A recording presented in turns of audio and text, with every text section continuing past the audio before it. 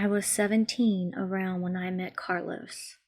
It started off with me and my friend meeting him for social purposes. It just went on for about 9 months, and we were living in different hotels the entire time. And I don't even remember how many men there were. I was a runaway and wasn't living anywhere stable. So since I was underage most of the time, I sort of needed him in order to get hotels and move around. I had already been a lady of the night since I was 15, and think I just didn't even know what was right or wrong and how I should be treated. Towards the end, he held me against my will in a hostage situation and forced me to hook up with random men, and then he took all the money and just beat me severely. The last time I saw him, he was just beating me until he was absolutely tired. I was covered in bruises, my face was completely disfigured, and it's causing me issues with my back till this day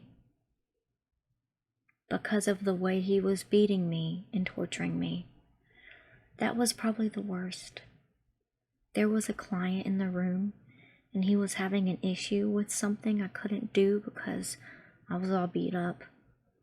I didn't want to do it anymore. I didn't want to do anything.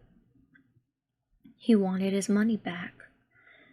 When Carlos and him were talking, I ran out of the room and somehow was able to run faster than him. I didn't tell anybody.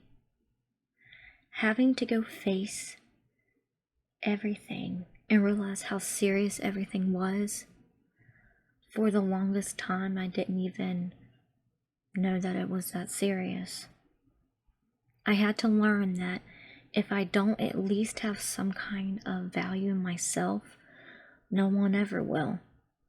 My advice to other girls would to be just let people to help you. It's not your fault, and that you didn't deserve it. It's okay to be hurt about it because a lot of people will act like it never happened, because that's what I was doing too.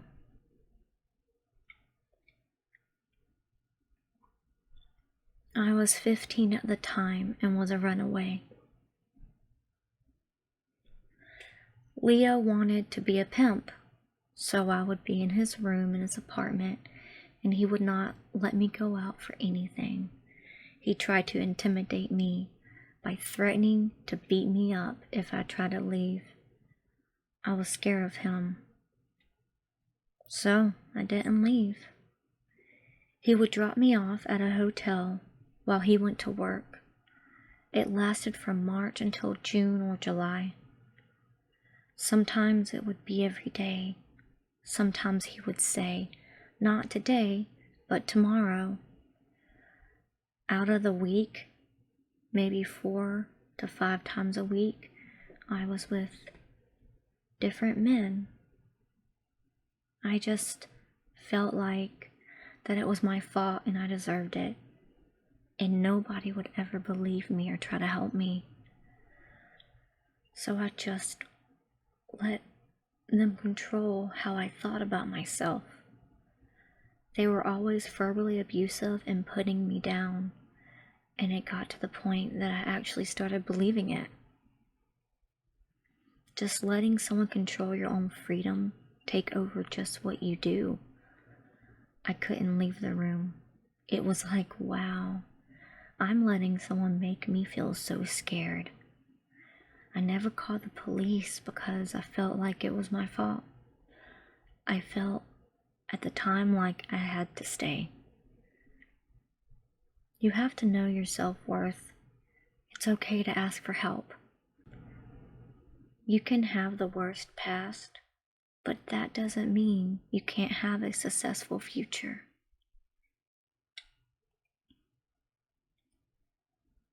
I boarded a Greyhound bus and met the man who would become my trafficker and the father of my child. I had no idea the instant connection I felt would lead to months of brainwashing, or how long it would take me to realize the man trafficking me out of the hotel rooms wasn't really my boyfriend. He made me feel special. I never wanted to leave him. I was in love with him. I thought I was going to be with him for the rest of my life. A majority of the girls I worked with were either lured through social media by someone who pretended to be their boyfriend, or made them promises about modeling or music career. I traveled with my trafficker to several cities and states to stay off the police radar. I was terrified when I first got arrested. The police were the first people to tell me, "He's a pimp. Do you even know what you're doing?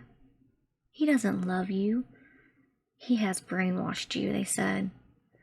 I was like, "No, he's my boyfriend. I love him. He loves me." This all started when I turned 18, and I had an argument with my parents about a man I wanted to date.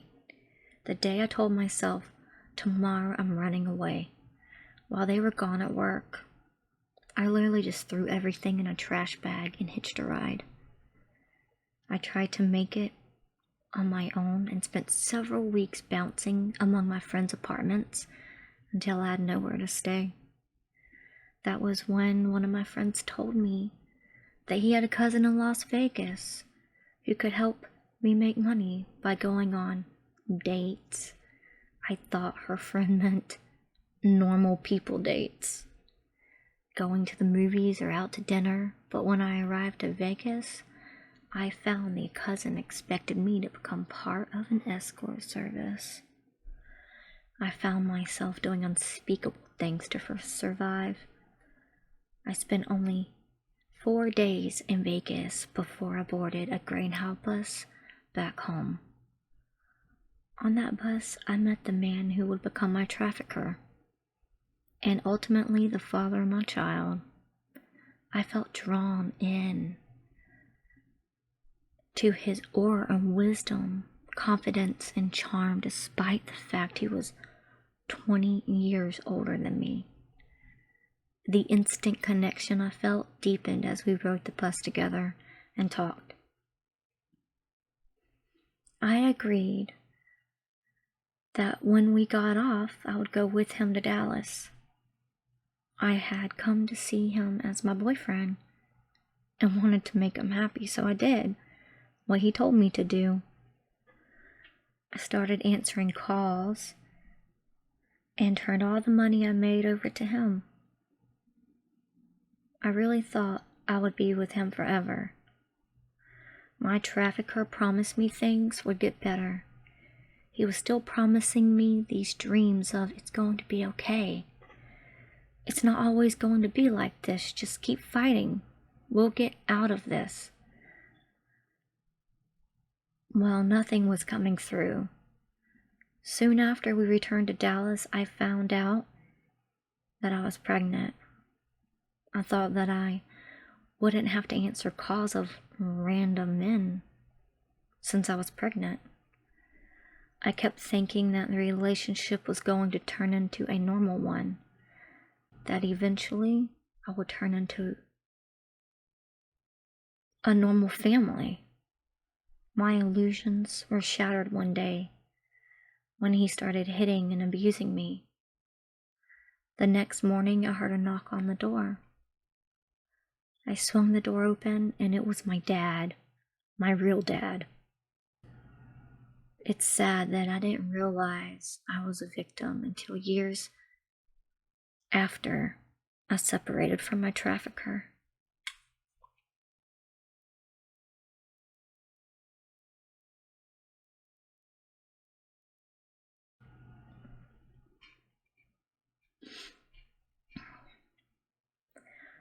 Lacey spent night after night in different hotel rooms with different men, all at the command of someone she once trusted. She was held against her will, beaten, and made to feel like she had no other option at the time, all by the man she thought she loved. She felt she deserved it. Lacey felt she couldn't escape. She was afraid and confused. She thought the emotional and physical abuse she endured was her own doing. She thought maybe she was just stuck in a bad place in her life. Lacey was a victim of human trafficking. He made me feel like I was doing it because I loved him, and in the end, we'd have a really good financial reward, Lacey said. When Lacey was 13, she met Eddie at the apartment she was living in with her mother in Dallas, Texas.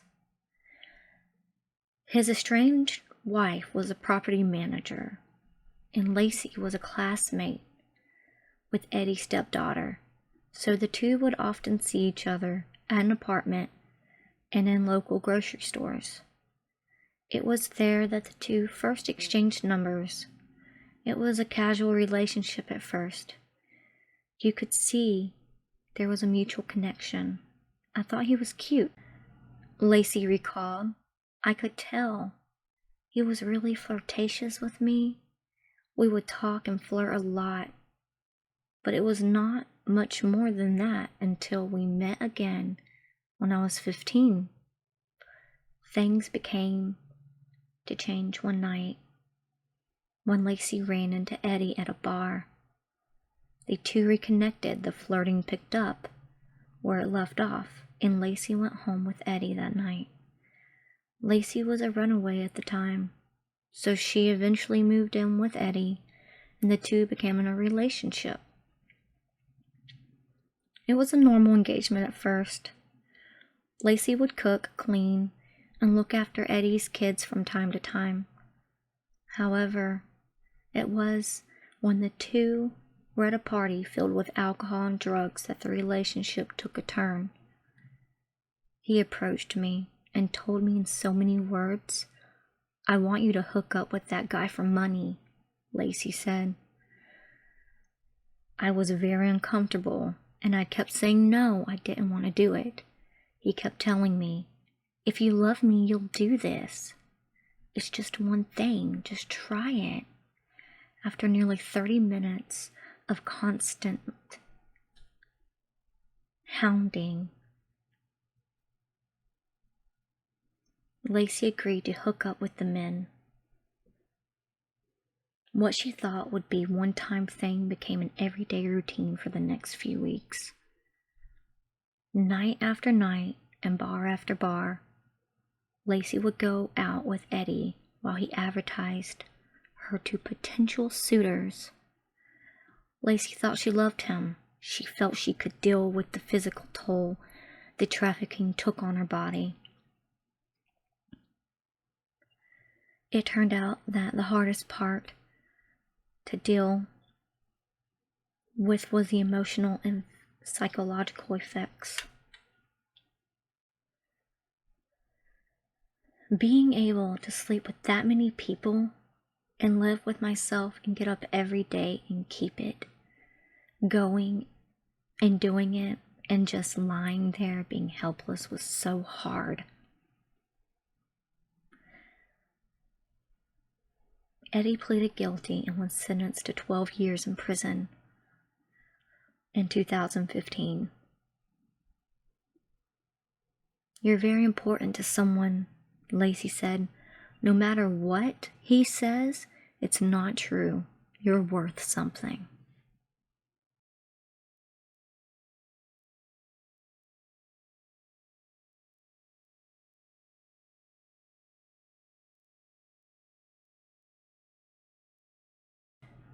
Dee Dee said her abuse first started when she was 4 years old, when her father started letting his male friends get into bed with her.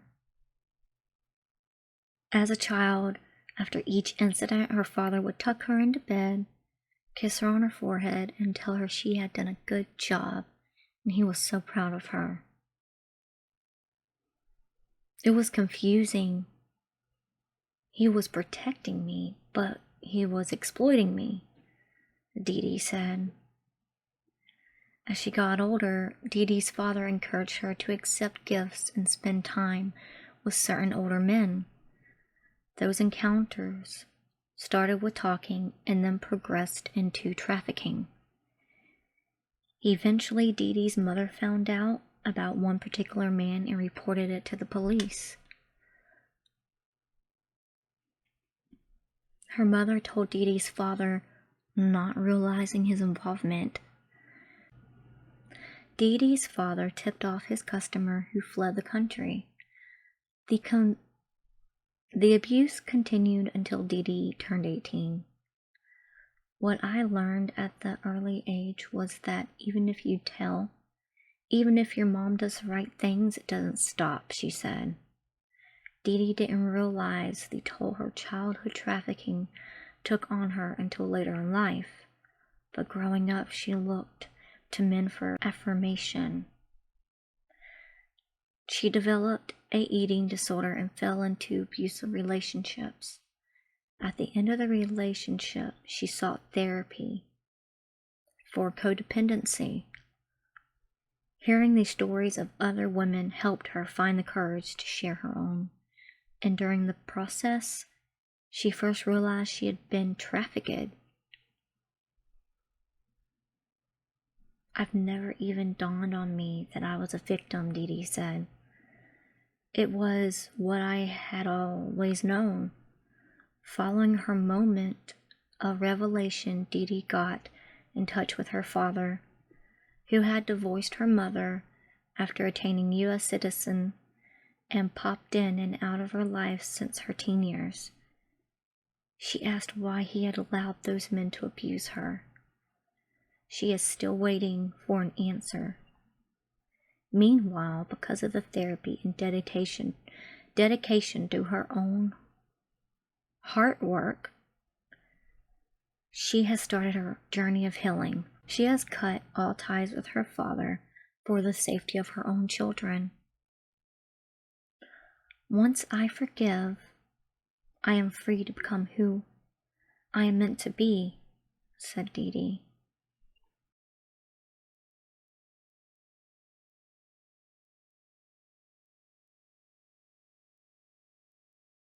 My childhood was pretty perfect.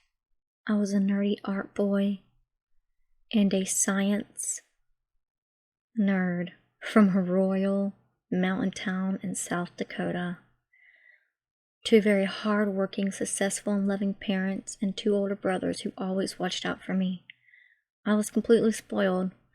If you think someone with that sort of childhood is safe, think again. Predators make you do things you wouldn't normally do. My last year of high school, I met a guy named Tony. He asked if I wanted to make a lot of money and gave me his card. One of my friends said, "Throw it away, that guy is evil." I thought, evil? What a weird thing to say about someone. I really thought I had just met some cool new friends. But one night, Tony snuck into a club with me, and they got me drunk and drugged me. Tony and his boys mentally beat me down and called me a drug addict. Suddenly I owed Tony money for drugs and alcohol. It only took 2 months to lose everything. My first John was actually a lie and a trap set by Tony. I was told that I just needed to entertain this client of Tony's. We had a glass of wine and talked, and he asked me questions. I was an open book. This is what my parents do. I'm from here. My parents live here. And then Tony had all the information he wanted. Soon after I was drugged and sold. I was homeless, living with other boys on Tony's floor. Being a good son allowed me to keep the truth from my family. My parents had sent me to private school, and they were way too lenient because they trusted me. After Tony started trafficking me, I would only call my family with him standing over me, telling me what to say. I was a good kid, so my parents didn't come looking for me. They thought I was just going through some type of phase and trying to come to terms with being gay. Protecting the people you love can mean giving up your own power. Tony had pictures of my parents' house, pictures of my brother going to work. He had addresses of extended family and said he would send them videos of me doing explicit things with men. I thought they would rob or kill someone in my family if I tried to escape or ask anyone for help. The worst thing I ever did was help recruit my best friend. I think I saw it as a way out, a way to make Tony happy. It was like living in a cult where money was God and Tony was our holy leader. One day, one of the boys came to me looking for help, saying, "I can't do this anymore." I knew he looked up to me, but I was in the same boat as him. I completely shut him down. I told him it was business, and to do just whatever Tony said. 30 minutes after he left my house, he committed suicide. Memories like that stay with you, no matter how far you've come. Just because it looks good doesn't mean it's good. Years later, I moved to Vegas to be an escort on my own accord. I did it because, in a weird way, I thought it would give me my power back by being my own boss. I ended up becoming Mr. Vegas in 2007. They even got me a float in the parade for being #1 male escort. I constantly asked other escorts, "What do you do to get through it?" Personally, I never met an escort who loved what they were doing. In 2008, I agreed to do an adult film. There, I was to have a small role. I ended up being tortured and raped by 3 men. This was a day I quit the industry for good. The most pivotal thing that helped me was telling my parents. I had held everything inside for 10 long years. It was the hardest thing I've ever done in my entire life. I had never seen my dad cry before. But once I came forward, I felt lighter and lighter. I felt that this was the beginning forward with my life. What else helped me was my dog. She has supported my healing, and all she asked from me was to love her.